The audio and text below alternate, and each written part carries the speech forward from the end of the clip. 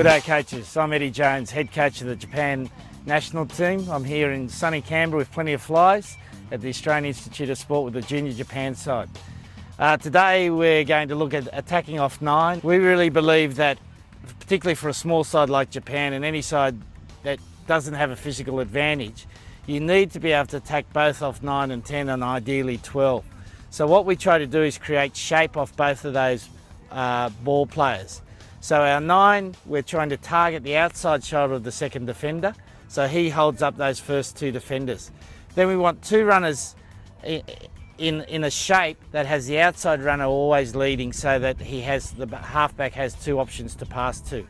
We want those runners to be straight, and at the last moment what we call running a little unders line, attacking the inside shoulder of that defender. So he hits the defender in a strong position. Then we add the 10, and we always want the 9 and 10 to be linked. So if the defence does get compressed around that 9 area, then we can play to the 10. And the 10 then has 2 runners on his outside, which he can hit, or hit behind to go wide. So we're really trying to create an attack where we're attacking where the space is in the defence and not preordaining where we're going to attack. So we're playing off the speed of the ball, we're playing off how the defence is set up, and obviously the numbers that we have in our attack line dictates how many options we have. But we're always trying to have at least 2 options off 9 and at least 2 options off 10.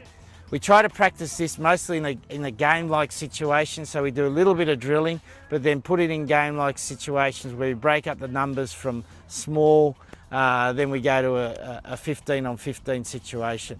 So I hope this is going to be helpful for you today. We've used the Junior Japan members who are learning about rugby, so it's the best way to learn about coaching is to coach inexperienced players and make sure you're getting your message through.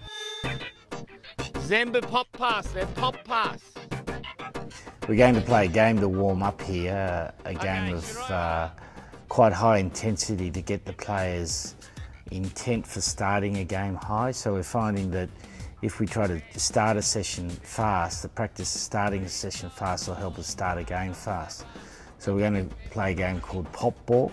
So when the guy is touched, he pops the ball off the ground, but before he pops the ball off the ground, everyone has to practice getting up off the ground into a position quickly and then looking ahead immediately to see what opportunity is available. The other thing is to really get the players to concentrate on their skill. If a player makes a skill, he's out of the session, out of that particular game. So he goes to the sideline, which again creates more space and more opportunities and creates that awareness of what you've got to do against defence when you've got some less numbers. Or conversely in defence, when you're defending with less numbers, what you have to do. So we're trying to get the players to be thinking all the time, to be looking ahead and obviously communicating well.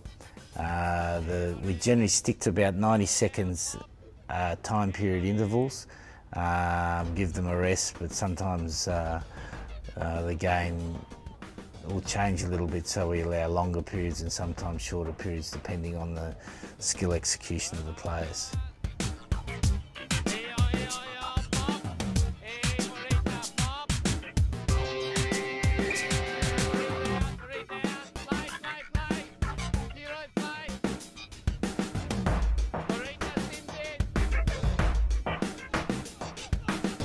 When the players get off the ground, as you can see some of them practicing there, we really want them to get off with their hips first, because that's by far the quickest way to get up and the most time efficient way to get up.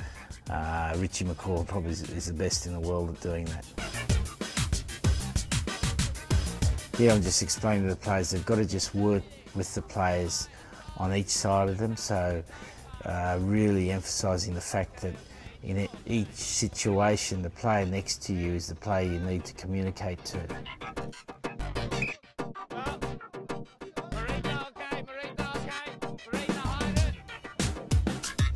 So this Junior Japan side is a side made up of university students and company guys.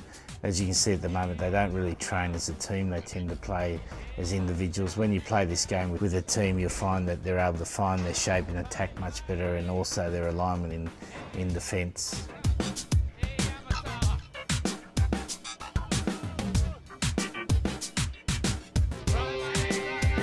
generally would do about 3 minutes of this as a warm-up game.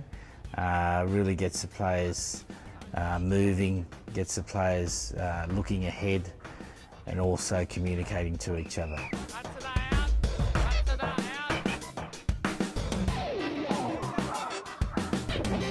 Yeah, the idea of players going to the deck every time there's a breakdown is to put them in a fatigue state, and then as they get up is to really emphasising the fact that they've got to get up and look ahead straight away, look to see what's in front of them and look to see what's on their side, just as what happens in a long phase situation in the game, to really concentrate on having that awareness of what's in front and what's next to you.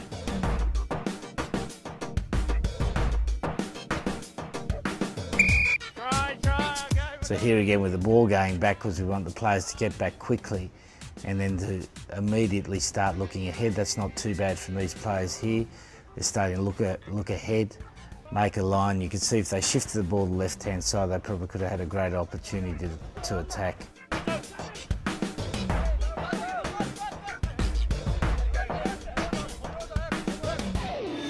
So there they went through the hole where a tight head prop was defending, who was slow off the ground. So again, that ability then of once you get off the ground to look to where the worst defenders are and attack that space.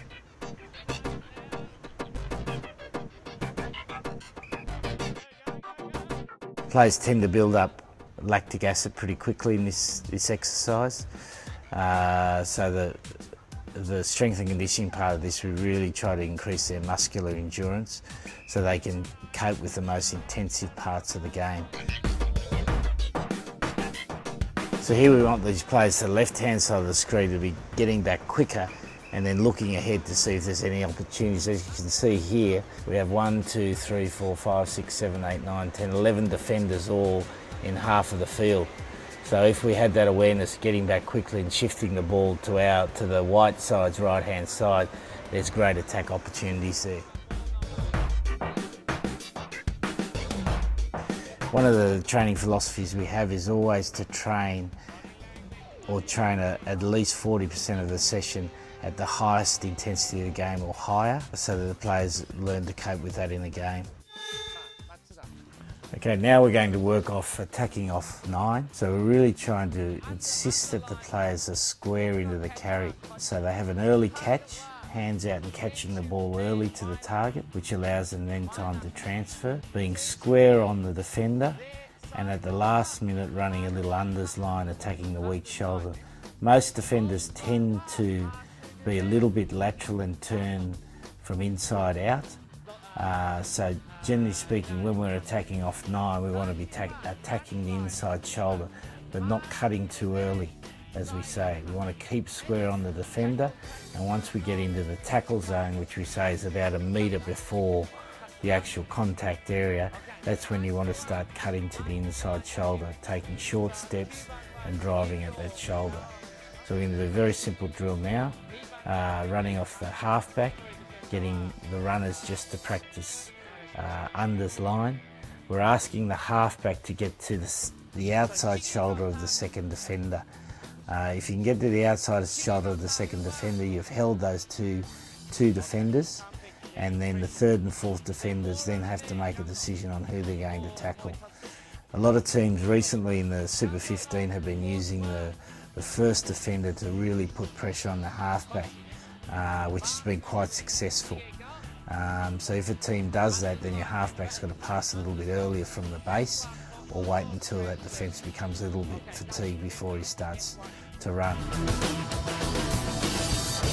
Yeah, this is an area you really need to coach with your halfbacks, getting them to learn to run a little arc to the outside and get to that outside shoulder of the second defender. As he runs a little arc, ideally you want your halfback just to square his shoulders up so he interests that defender. You can see that halfback there keeps his shoulders facing to the sideline. And because his shoulders are facing to the sideline, he then is no longer a threat to the opposition. Whereas this halfback, the second halfback in the white, kept his shoulders a little bit squarer so he keeps that defender interested. players have a tendency to want to cut too early. If they cut too early, all they do is run into the defender on the inside. They've got to be straight, and then once they get in the tackle zone, cut. That was a pretty good example there from the flanker.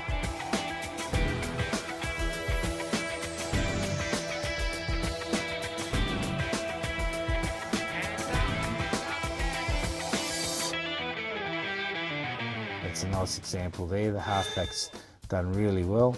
Good running line by the centre.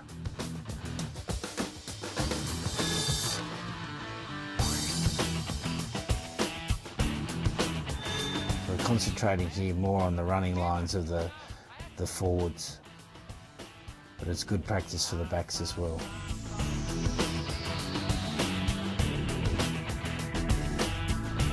So that halfback again has got his shoulders, we say east-west, rather than having the shoulders predominantly more north-south. That's a good line. Again, just cutting slightly on that shoulder. Now, one of the best exponents of this at the moment is George Smith, who's just started playing Super Rugby again. He invariably just runs that little unders line and gets the weak shoulder of the defender. Hands up, hands up. なんで今パス悪い？問題は？何も喋ってない。 Just as a coaching point here, one of the things trying to emphasise is that the players have got to work together. So if the halfback's not giving the ball where the runner is, the runner's got to tell that halfback what he wants.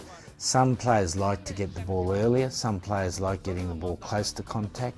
And again, it's that communication between the ball runner and the ball player, which is absolutely vital. Now we've added in the position of the standoff. What we're trying to do is link our attack between the 9 and the 10 so we can attack this space outside the ruck defence with the number 10. So we want the number 10 or the back to be linked on the hip. So here his right hip is linked with the left hip. And as the lead runner cuts on the inside, the number 10 cuts to the outside. So it's making that defender make a decision on whether he takes the first runner or waits for the second runner. So it's almost like a scissor movement. Okay, you can see that movement there, that was pretty good.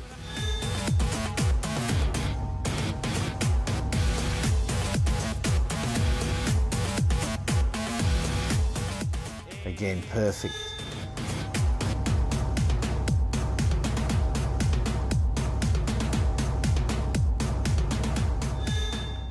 So again, you've got the inside runner staying on the inside of the ball carrier until he starts to cut, and then as he starts to cut on the inside, he cuts on the outside.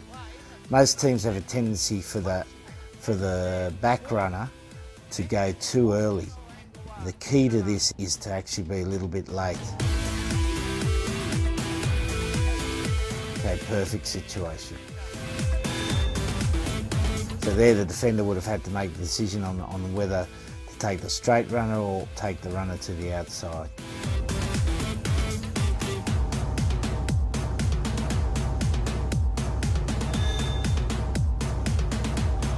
Okay, very good. So as that runner comes around the corner there, again we want him to straighten his shoulders up a little bit. That allows him to look at the defence line, because invariably a defender will jam from the inside there. And therefore, if he catches the ball back here, he's got his shoulder square, he's able to shift the ball to the outside.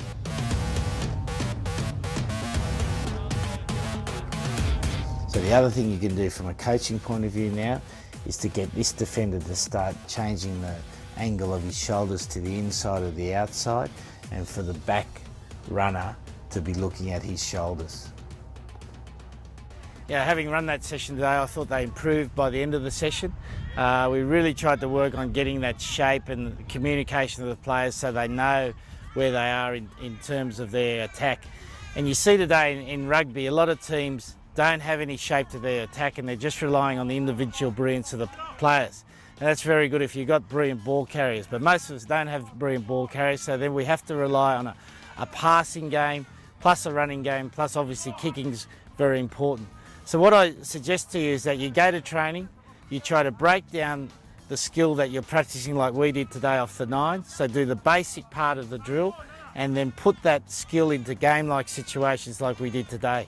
The other thing we tried to do today was not give the players too many instructions, but actually coach on the run and ask them questions about what they did wrong and what they did right. And generally speaking, most players know what they did wrong or what they did right, and therefore that sort of learning is far more effective than the coach telling them what to do all the time. So training, give it a go. Ask the players what they've done wrong when they've done something wrong. When they've done something right, ask them what they did right, because that's equally as important. So I'm sure if you do that, you can have an as effective session as we had today. And the thing about coaching is that you can always get better at coaching, and everything you learn, you've got to find a way to put it into your system that you can make it effective. So good luck with it, boys.